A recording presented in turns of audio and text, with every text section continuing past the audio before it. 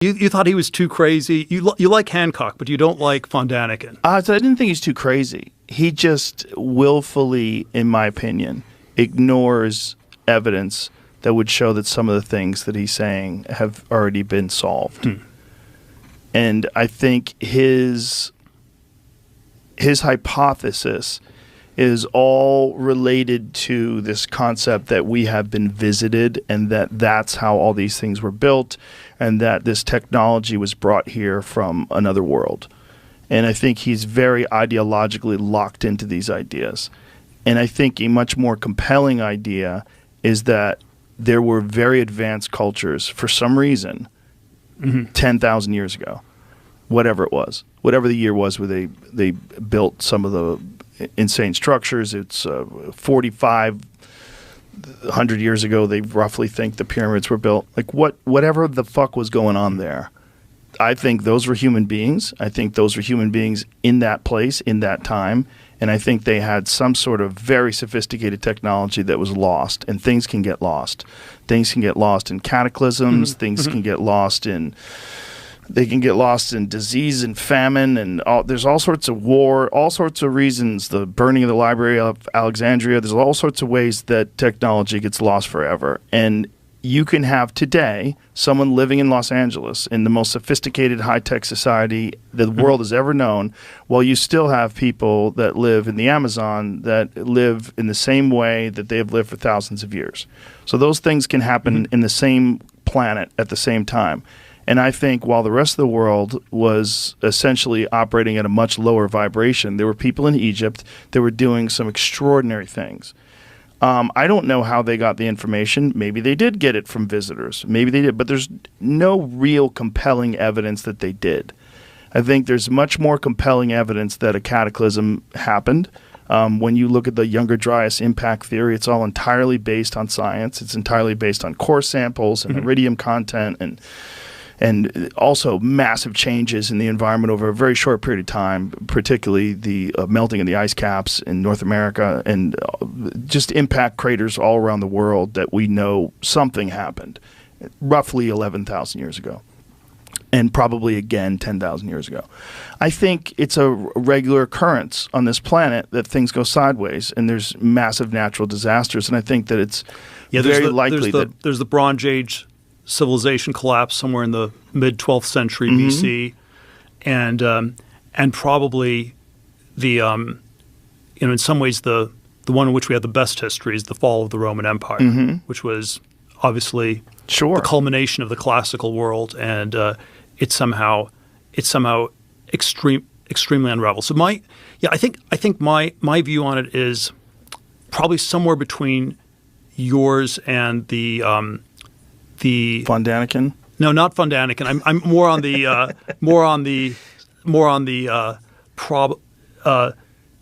the other side. But let me try to define why this. We can probably agree on why this is so important today. This is not just of antiquarian interest, and the reason it matters today is because the alternative. If you say civilization has seen great rises and falls. It's gone through these great cycles. Maybe the Bronze Age civilizations were very advanced, but someone came up with iron weapons. So there was just one dimension where they progressed, but then everything else they could destroy. And so, the fall of the Roman Empire was again this pretty cataclysmic thing where there were diseases and then there were political things that unraveled, but somehow, it was a massive regression for 400, 500, 600 years into the Dark Ages, and the sort of naive, the progressive views, things always just got monotonically better, and there's sort of this revisionist, purely progressive history where even the Roman Empire didn't decline, and even this one sort of stupid way to quantify this stuff is with pure demographics. And so it's the question, how many people lived in the past? And the rises and falls of civilization story is there were more people who lived in the Roman Empire because it was more advanced, it could support a larger population, and then the population declined. The city of Rome maybe had 1 million people at its peak, and then by I don't know 650 AD, it's down to 10,000 people or less. You have this complete Wow. collapse in population, and then the sort of alternate purely progressive view is the population has always just been monotonically increasing because it's a measure of how, in some sense, things in aggregate have always been getting better. So I am definitely on your side that population had great rises and falls, civilizations had great rises and falls, and so that part of it, I agree with you, or even some variant of what Hancock or von Daniken say. The the place where I would say I think things are different is I don't think and therefore it seems possible something could happen to our civilization. That's always the upshot of it. If it had been monotonically always progressing, then there's nothing we should worry about. Nothing can possibly Right. go wrong. And then certainly the thing the sort of alternate Hancock, von Daniken,